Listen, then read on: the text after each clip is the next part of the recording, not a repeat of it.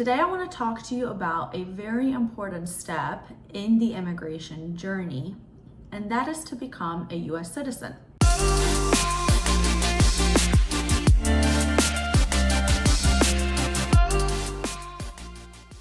Hello, my name is Yalda Hajavi, and I focus my practice primarily on employment-based immigration and family-based immigration. Today I want to talk to you about a very important step in the immigration journey, and that is to become a US citizen. So typically, foreign nationals that have received their green card must wait 5 years until they can apply for citizenship. However, if they're married to a US citizen, they can file after 3 years. A caveat to the 5 and 3 year rule is that you can actually file for the citizenship application 90 days before that requirement is met. So 90 days before the 5 year mark or 90 days before the 3 year mark. So I want to talk to you a little bit about what goes into the application itself, what to expect after you file it, and of course, the citizenship interview. So the form that you want to file for citizenship is called the Form N-400. It's a pretty lengthy form. It asks about some biographical information such as name, different names used, current residence for the past 5 years, and employment for the past 5 years. And then there's a whole list of questions about whether you have been involved in different activities that the US would consider as a bar to citizenship. Same thing goes for if you're married to a US citizen and filing for citizenship, or if you're not and filing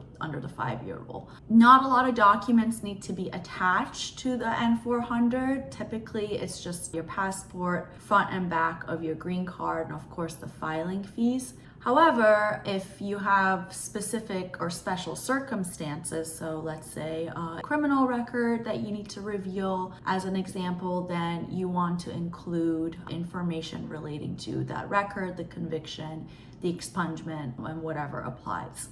If you're filing and you are married to a US citizen, there are more documents that go into the application than if you're filing under the 5 year rule. If you're filing and you're married to a US citizen, you need to include some bona fides, meaning documents that show that you have a real and lasting relationship with your US citizen spouse. So it's really similar to the types of documents that you would have already filed for your green card application. So you can typically just recycle or update those documents, but typically anything to show that you have a joint marriage. So joint lease, joint car insurance, joint health insurance, taxes for the last 3 years, and so forth. I typically don't include pictures. I don't think they're necessary, whereas with the green card application it is. But those are just some examples of the typical type of evidence that you would include for a marriage-based citizenship application. And of course, the passport, front and back of your green card, and filing fees.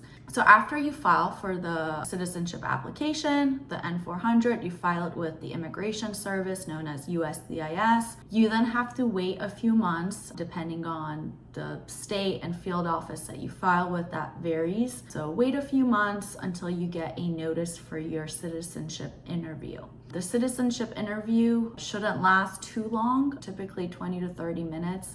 If there's nothing special about your case or unique about your case. And in the interview, the officer will just basically go over your N-400 application, ask you some biographical information, go through the yes or no questions that you will see on there. And if you've received it through employment, they'll ask you, what have you been doing for the past 5 years? Are you still involved in the same field of endeavor? If you're getting it through marriage, by being married to a US citizen spouse, then they'd ask information about your spouse. It should be a straightforward process if you're well prepared for the interview.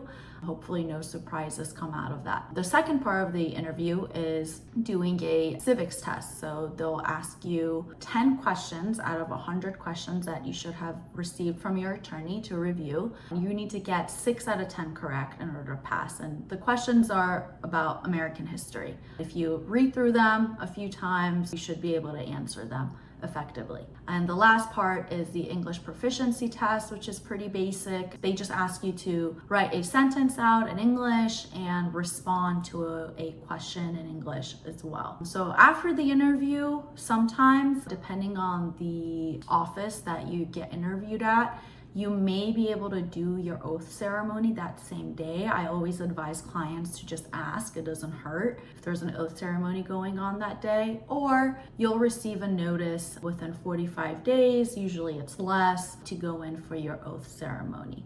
So those are just some overall high-level overviews of the N400 or citizenship application. It's a really, really important step. I'm sure those can be covered in a different video to reveal why you should become a US citizen if you have the chance to. And I would highly advise hiring a competent immigration attorney to help you through this very important and seminal part of your immigration journey. Thank you.